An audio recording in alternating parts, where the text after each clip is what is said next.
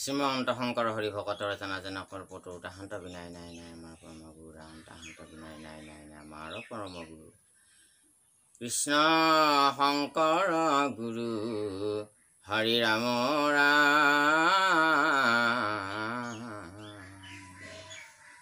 কৃষ্ণ শংকৰ গুৰু হৰি ৰাম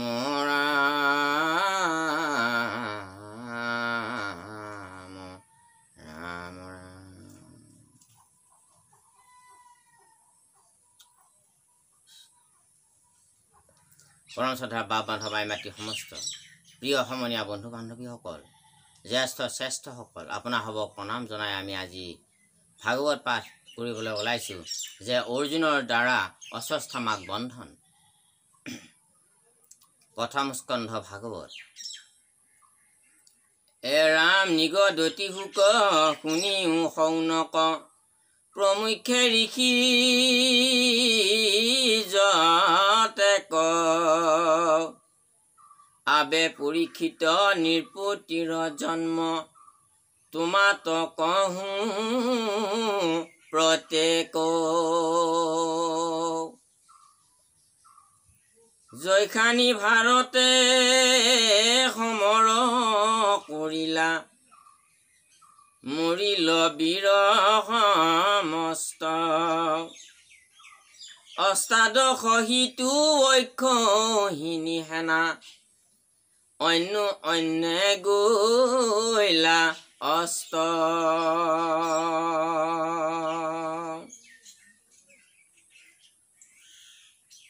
দেৱে শৌনক আদি ঋষিসকলক এই ভাগৱত কথা কৈ আছে আৰু তেতিয়া কৈছে যে হে ঋষিসকল যে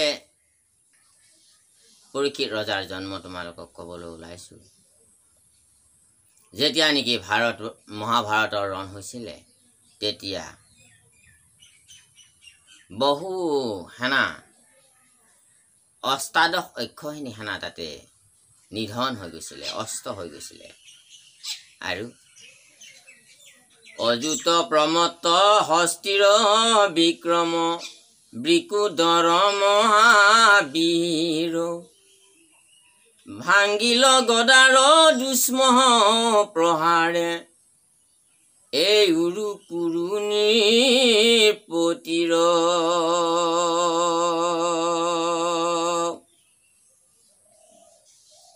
ভীমৰ গাত এক অযুত হস্তিৰ বল আছিলে আৰু সেই বিকুদৰ বা ভীমে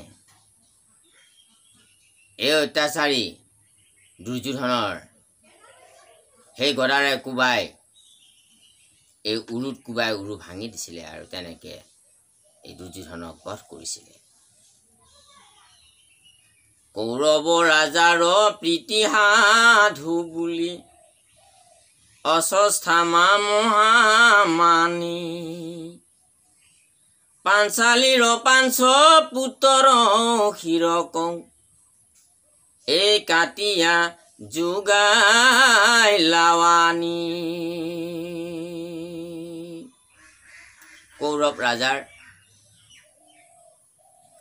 অকমান অৰ্থাৎ ধৃতৰাষ্ট্ৰৰ মনত অকমান সুখ শান্তি আনি দিওঁ বুলি ধৃতৰাষ্ট্ৰ ৰজাৰ প্ৰীতিৰ কাৰণে অশ্বত্থামাই কি কৰিলে অশ্বত্থামা আছিল অৰ্জুনৰ গুৰু দ্ৰোণাচাৰ্যৰ ল'ৰা মহাপ্ৰতাপী আৰু মহাধনুধৰ সেই সময়ৰ পৃথিৱী বিখ্যাত এজন ধনুধৰ দিব্যাস্ত্ৰৰ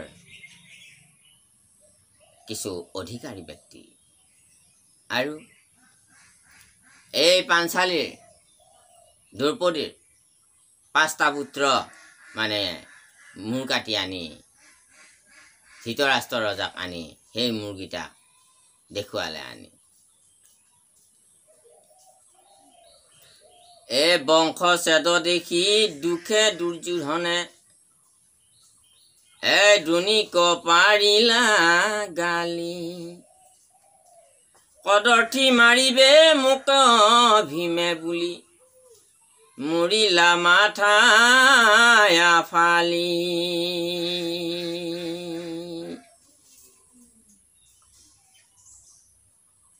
আৰু কৌৰৱ ৰজা দুৰ্যোধনৰ যেতিয়া কৌৰৱ ৰজা দুৰ্যোধনৰ সন্মুখত ৰণৰ আগতেই এই দুৰ্যোধনৰ মৃত্যুৰ আগৰ কথা আৰু তেতিয়া সেই দ্ৰৌপদীৰ পাঁচটা পুত্ৰ শুই থকা অৱস্থাত শিৰচ্ছেদ কৰি আনি দুৰ্যোধনৰ আগত সেই মূৰকেইটা দি দিলে, দেখুৱাই দিলে। আৰু তেতিয়া দুৰ্যোধনে অলপ দুখ পোৱা বুলি শাস্ত্ৰত উল্লেখ কৰিছে এইবাবেই যে তুমি এইটো যি কাম কৰিছা এই ক্ৰোধত কিন্তু তোমাক ভীমে বা অৰ্জুনে কেতিয়াও শুধাই নেৰিব, এই বুলি দুৰ্যোধনে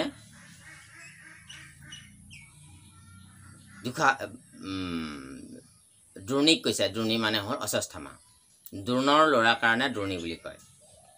গতিকে ভীমে পালে তোমাক কিন্তু কদৰ্থি মাৰিব বুলি কৈছে। এই ধুনীয়া দ্ৰৌপদী পুত্ৰ পাঞ্চগুটি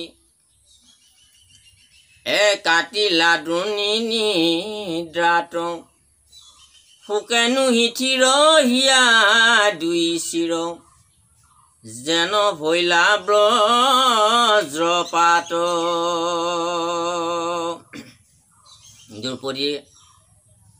দ্ৰৌপদীয়ে পাঁচটা পুত্ৰ এই নিধনৰ কথা শুনি মহা দুখ পাইছে।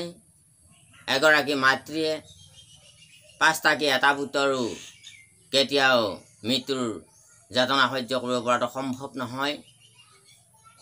গতিকে এই অসম্ভৱকো সম্ভৱ কৰে এয়া কালৰ বিধান। গতিকে তেখেতসকলে দ্ৰৌপদীয়ে পাঁচটা মনৰ দুখতে আৰু ইফালে শুই থাকোঁতে কাটিলে, নিদ্ৰা গৈ থাকোঁতে কাটিলে অশ্বত্থামাৰ শিৰকেইটা। গতিকে দ্ৰৌপদীৰ শোকত নিজে স্থিৰ হৈ থাকিব পৰা নাই, যেন মূৰত আহি ব্ৰজ্ৰপাতহে পৰিল, অস্থিৰ হৈ পৰিলে। এক কৰিলা বিলাপ ভূমিত পৰিয়া মুষ্টি হৃদয়ত আনি ধৰি ধনঞ্জয় প্ৰভুধিলা টাংক শোকে গদ গদবাণী।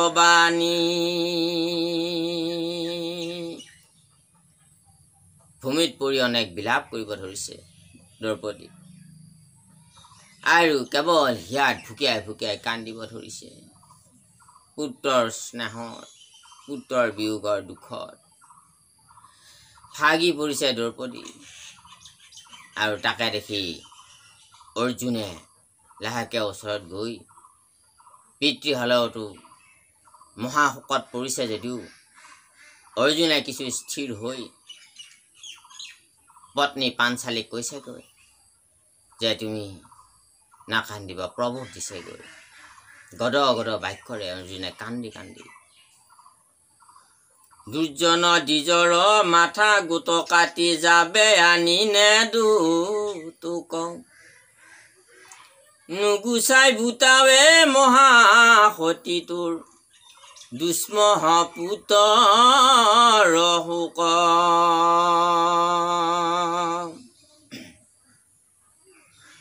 এহি বুলি ক্ৰোধে কৃষ্ণ ধনঞ্জয় একে ৰথে গৈলা খেদি পলাই প্ৰাণ ৰাখি ৰথে অশ্বত্থামা এই তাসম বা কলা গণেদি।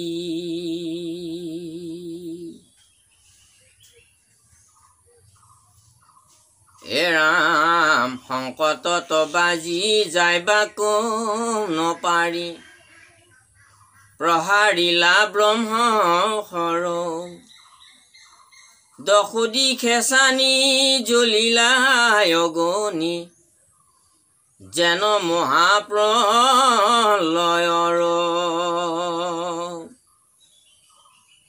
দেখি ধনঞ্জয় হুয়া মহাভয় সখী কবুলিলা বাণী হে কৃষ্ণ কৃষ্ণ প্ৰভু ভগৱন্ত কিবা বহনীয়া খেচানি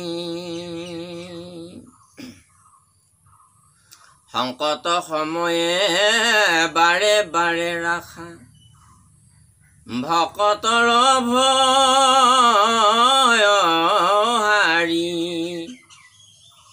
তোমাৰ চৰণ বিনে আনাহি গতি সম্প্ৰতি মোৰ মুৰাৰী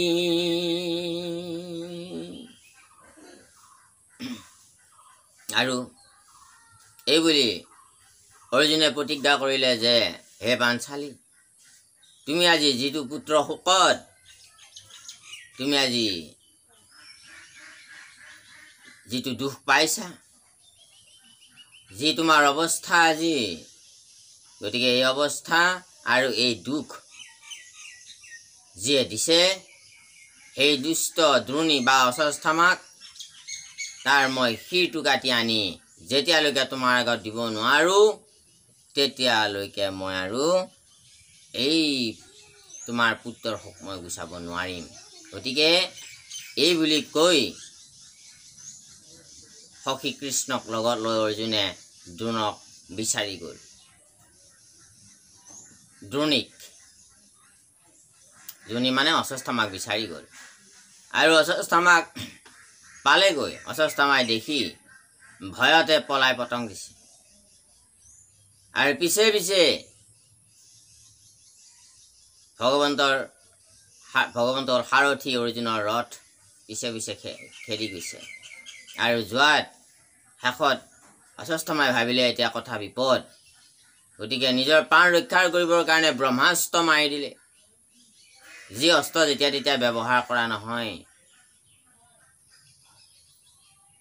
গতিকে যেতিয়া ব্ৰহ্মাস্ত্ৰ প্ৰয়োগ কৰিলে শক্তিৰ মানে অপপ্ৰয়োগ কৰিছে এই ব্ৰহ্মাস্ত্ৰপাত গতিকে ব্ৰহ্মাস্ত্ৰ প্ৰয়োগ কৰা কিছু নিয়ম থাকে সেই নিয়মতহে কৰিলে ব্ৰহ্মাস্ত্ৰই আচলতে নিজৰ শক্তি তাত প্ৰকাশ কৰেগৈ কিন্তু অন্যথা সেই ব্ৰহ্মাস্ত্ৰই আপোনাৰ আকৌ ওলোটা ৰিয়েকশ্যন হ'ব পাৰে গতিকে সেই ব্ৰহ্মাস্ত্ৰ যেতিয়া মাৰিলে অৰ্জুনে ভাবিলে চাৰিওফালৰ পৰা অগ্নি জ্বলি আহি আছে ব্ৰহ্মাস্ত্ৰৰ অগ্নি আৰু তেতিয়া অৰ্জুনে কৃষ্ণক সুধিছে সখা কৃষ্ণক বোলে সখী চাৰিওফালৰ পৰা অগ্নিয়ে ছানি ধৰি আহি আছে আমি কেনেকৈ ৰক্ষা কৰিব পাৰিম তেতিয়া ভগৱান কৃষ্ণই কৈছে যে চিন্তা নকৰিবা সখী তুমি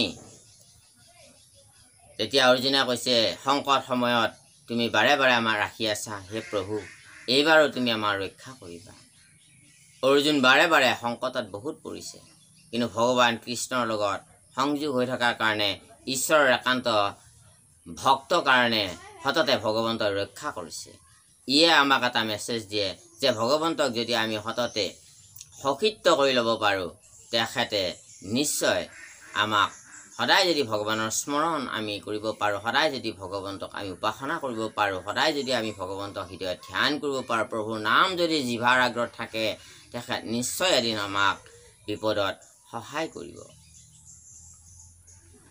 গতিকে সংকট সময়ে তুমি বাৰে বাৰে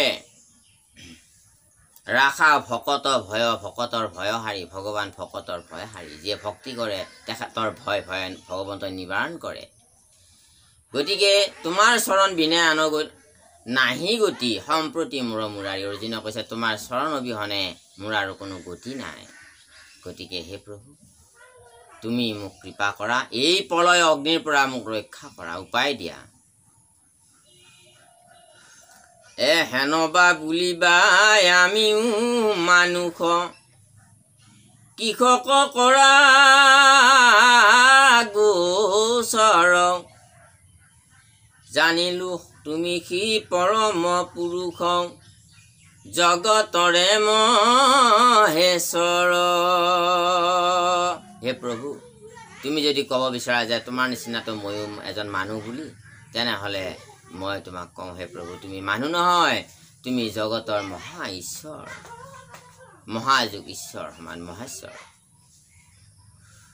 নিজ ব্ৰহ্মৰূপে ভৈলা বেকত মনত কৰি যুগুতি, মহাসুখে এক শৰণ ভকতে লভুক ভজি মুকুতি। তুমি নিজ ব্ৰহ্মৰূপে তুমি বেকত হৈছা প্ৰভু, আৰু তোমাক ভকতসকলে সুখেৰে এক শৰণ লৈ তোমাক ভক্তি কৰি তেখেতসকলে মুক্তি লাভ কৰে। গতিকে তুমি মহা ঈশ্বৰ।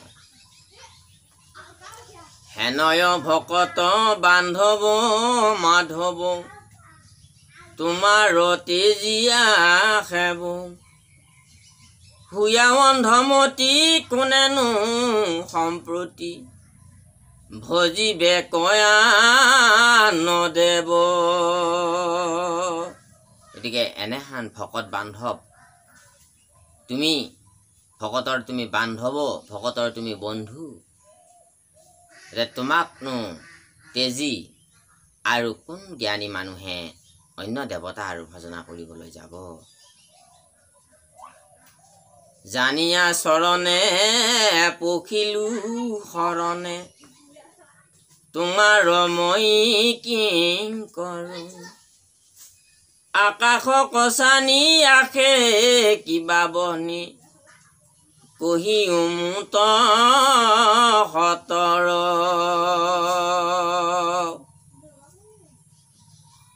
মাধৱে বুলন্ত শুনা প্ৰাণ সখী, নাহি আনয়দ ভূত, প্ৰাণৰ কাতৰ হুয়া ব্ৰহ্মহৰ, প্ৰহাৰিলে দ্ৰোণসূত।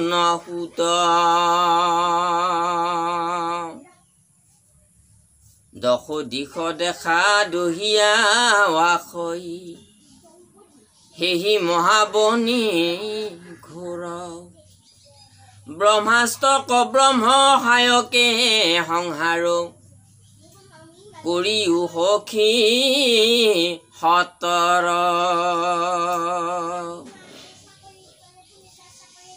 তেতিয়া ভগৱান কৃষ্ণই ক'লে, এয়া অগ্নি, বেলেগ নহয়, এই অগ্নি চানি ধৰি আহি আছে আমাৰ ফালে, দহন কৰিবৰ কাৰণে কালানলভাৱে। এয়া অন্য একো নহয়, এয়া অস্বস্থমাই তোমালৈকে ব্ৰহ্মাস্ত্ৰ মাৰি দিছে, আৰু সেইকাৰণে আকাশ চানি অগ্নি আহি আছে।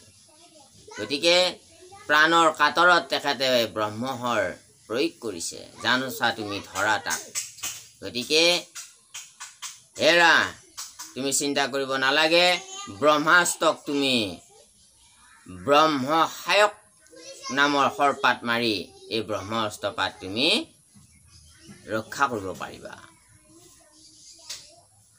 আৰু তুমি সোনকাল কৰা, এই বুলি ভগৱান কৃষ্ণই উপদেশ দিলে।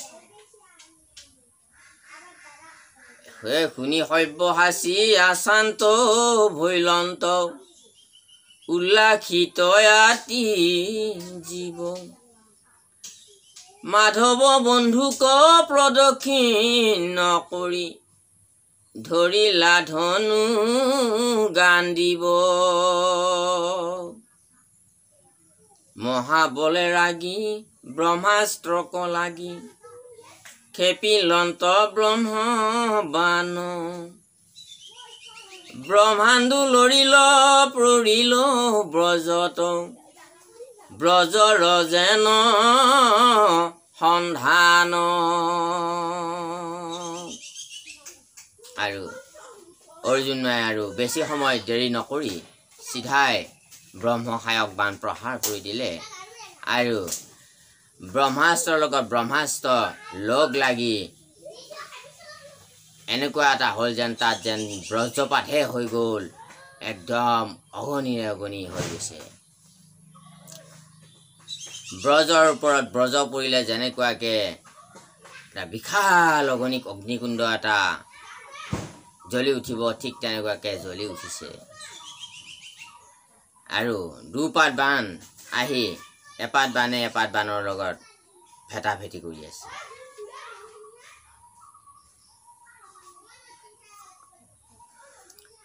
এৰাম দুয়ো ব্ৰহ্মবান ভৈলৱ একঠান, যেন সূৰ্য বনি দুই, তিনিও জগত পুজলি পুৰি যায়, যেন প্ৰলয়ৰ জুই।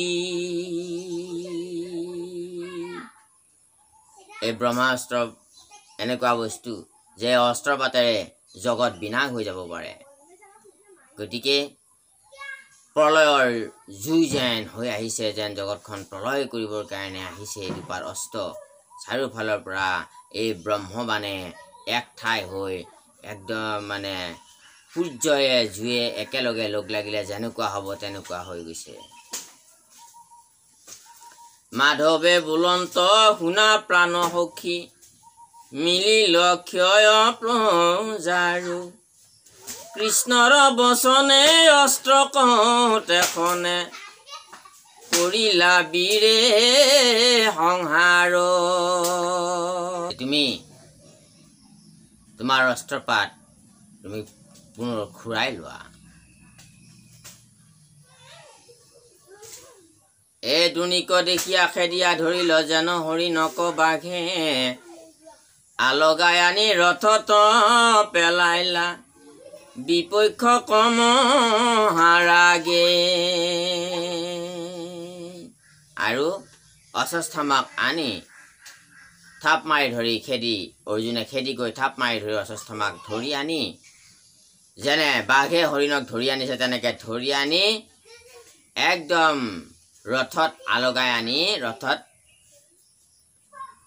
পেলাই দিলে। আনি অৰ্জুনৰ ৰথত অতি খঙৰ বেগত চাৰি হাত ভৰি এক ঠাই কৰি, বান্ধি লন্ত টানি টানি, নকাটি দ্বিজক লৈ যান্ত জানিয়া, কুপি লন্ত চক্ৰ পানী।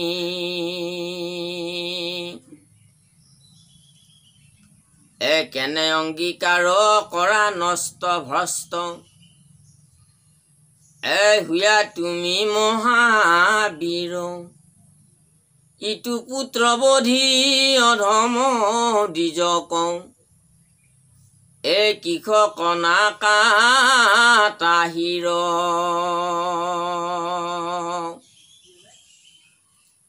হাত ভৰি এই চাৰিওখনকে এক কৰি বান্ধি লৈছে, লৈ ৰথত পেলাই দিছে। আৰু পেলাই দি দ্ৰৌপদীৰ ওচৰলৈকে লৈ আহিছে। আৰু তেতিয়া ভগৱান কৃষ্ণই অলপ খং কৰিছে আৰু সখী অৰ্জুনক কৈছে যে, সখী তুমি আগতে বচন দিছিলা যে ইয়াৰ শিৰটো কাটি দ্ৰৌপদীক দিম বুলি, কিন্তু তুমিতো শিৰটো নাকাটি মানুহজনহে লৈ আহিলা।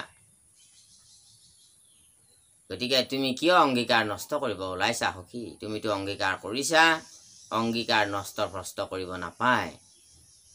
কোৱা হয়, যদি মানুহে প্ৰতিজ্ঞা বা অংগীকাৰ যদি নাৰাখে, সেইজনে ভৱ বৈতৰণী পাৰ নদী পাৰ হ'ব লাগে, যিটো বৈতৰণীত অনেক কুম্ভীৰ, মগৰ, হিংস্ৰ জন্তু জীৱ থাকে।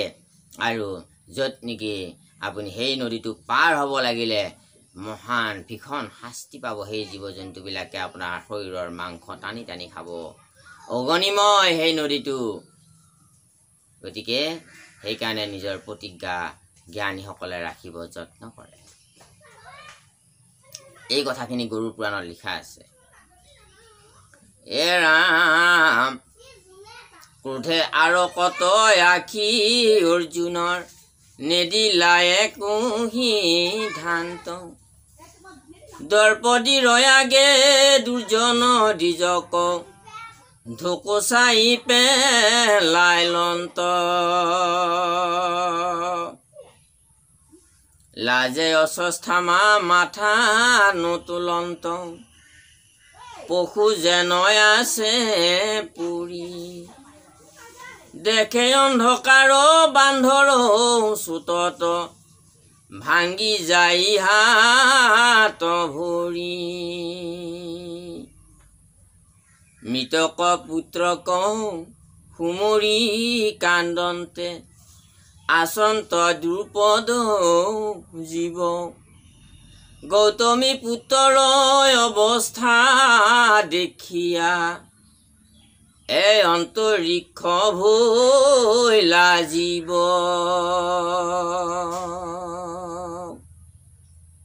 আৰু তেতিয়া এই পুত্ৰবধি অধম ব্ৰাহ্মণ তুমি সিটো কিয় নাকাটা বুলি ভগৱান কৃষ্ণ অৰ্জুনক প্ৰশ্ন কৰিছে আৰু তেতিয়া খংগত অৰ্জুনে আনি একো সিদ্ধান্ত নিদি সখী একো সিদ্ধান্ত নিদিলে আৰু দ্ৰৌপদীৰ আগত দলিয়াই পেলাই দিলে অশ্বত্থামাক আনি দ্ৰৌপদীৰ আগত আনি পেলাই দিলে হাত ভৰি বান্ধি হাত ভৰি চাৰিখন এক কৰি বান্ধি লৈ দ্ৰৌপদীৰ আগত পেলাই দিলে আৰু অশ্বত্থামাই বহুত লাজ পাইছে উপায় নাই মাথাটো তলৰ ফালে চপৰাই আছে মাত বোল নাই আৰু অশ্বত্থামাৰ আৰু বান্ধৰ চুততে যেন এটা পশুহে পৰি আছে অশ্বত্থামাৰ বান্ধৰ চুতত যেন হাত ভৰি ভাঙি যায় এই কষ্ট পাইছে কিন্তু তাকে সেই অৱস্থাটো দেখি দ্ৰৌপদীয়ে মনত আৰু দুগুণে বাঢ়ি গ'ল ইফালে পাঁচটা পুত্ৰৰ দুখে হৃদয় হৈব পৰা নাই তাতে আকৌ দ্ৰৌপদীৰ এই গৌতমী পুত্ৰৰ এই অৱস্থা দেখি আৰু অধিক সেই দুখে আৰু অধিক দুখে দ্ৰৌপদীক পীড়া কৰিব ধৰিলে আৰু অধিক দুখ বাঢ়ি গ'ল মনত হাহাকাৰ কৰি গুৰুৰ পুত্ৰক প্ৰণামিলা পাওঁ চুই মেলা মেলা বান্ধ আহান দুখে খে এই অধিকে উধাই জুই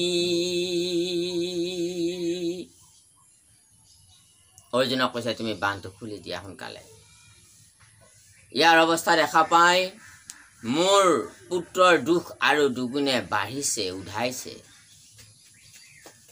গতিকে সোনকালে ইয়াৰ বান্ধটো খুলি দিয়ক এই বুলি অৰ্জুনক দ্ৰৌপদীয়ে ক'লে মই যেন মৰো পুৰি পুত্ৰ শোকে অগণিহিয়া দই এই আহান অৱস্থা শুনি সেইমতে গৌতমীতে জীৱ জীৱ মই যেনেকে মোৰ পুত্ৰ শোকত পুৰি পুৰি মৰিব ধৰিছোঁ হিয়াত অগ্নি জ্বলি আছে শোকৰ গতিকে এই অগ্নিৰ মই তাপ সহ্য কৰিব পৰা নাই আৰু তাতে গৌতমীয়ে এওঁৰ অৱস্থা দেখি নিশ্চয় গৌতমীৰো মোৰ নিচিনাই অৱস্থা হ'ব গতিকে মাতৃয়ে পুত্ৰৰ শোক সহ্য কৰিব নোৱাৰে এইটো মহা দুখ হৃদয়ৰ অনল বুলি কয় গতিকে ইয়াৰ যদি শিৰটো কাটি দিয়া যায় তেনেহ'লে ইয়াৰ মাক গৌতমীয়ে এওঁৰ মাক গৌতমীয়ে নিশ্চয় প্ৰাণ ত্যাগ কৰিব তেওঁ মৰিব শোকতে মৰিব সেইকাৰণে মই যি দুখ পাইছোঁ আৰু এওঁৰ মাতৃয়ে সেই দুখটো পাব নালাগে গতিকে অশ্বত্থামাৰ এই বান্ধটো খুলি দিয়ক এই বুলি অৰ্জুনক ক'লে দ্ৰৌপদীয়ে দ্ৰৌপদী ৰহে ন সদয় হৃদয় দেখিয়া যত মহন্ত সাধু সাধু সতী ধন্য ধন্যমতী এই বুলি হবে প্ৰশংসন্ত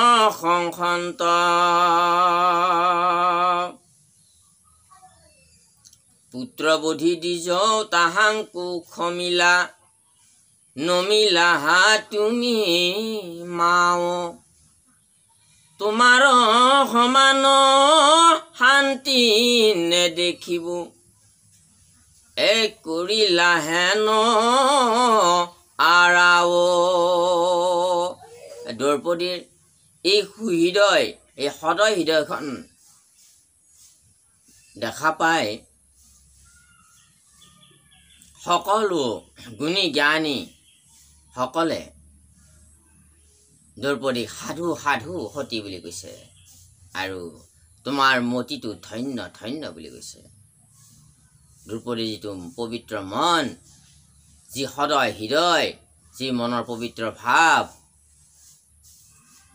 যি নিৰ্মল ভাৱ, যি আনৰ সুখ দুখক নিজৰ সুখ দুখৰ লগত একে সমান দেখে, সেই মহান ভাৱ দেখা পায় দ্ৰৌপদীক সকলো জ্ঞানী গুণীসকলে অধিক প্ৰশংসাৰে উপচাই পেলাইছে আৰু এই পুত্ৰবোধি ব্ৰাহ্মণ পুত্ৰ অশ্বত্থামাক ক্ষমা কৰি দিলে।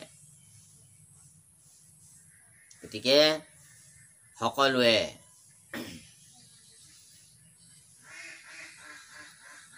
শেষত গুৰুপুত্ৰ বুলি নমনহে কৰিছে, যিহেতু অৰ্জুনক ধনুবিদ্যা শিকাইছিলে। গতিকে সেইকাৰণে দ্ৰৌপদীৰ সমান শান্তি আৰু সতী নেদেখিব বুলি কৈছে, নাই বুলি কৈছে।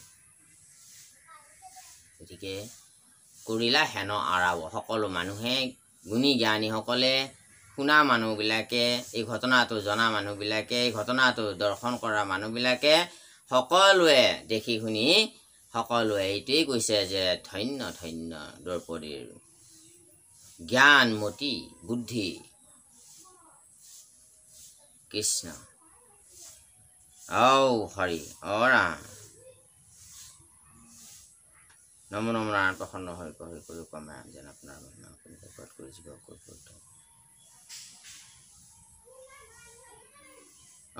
হৰি ৰাম। শ্ৰীমন্ত শংকৰ হৰি ভকতৰ জনা জনা কল্পটো তাহান্ত বিনাই নাই নাই নাই আমাৰ পৰম গুৰু ৰাম। তাহান্ত বিনাই নাই নাই নাই আমাৰ পৰম গুৰু কৃষ্ণ হৰি ৰাম।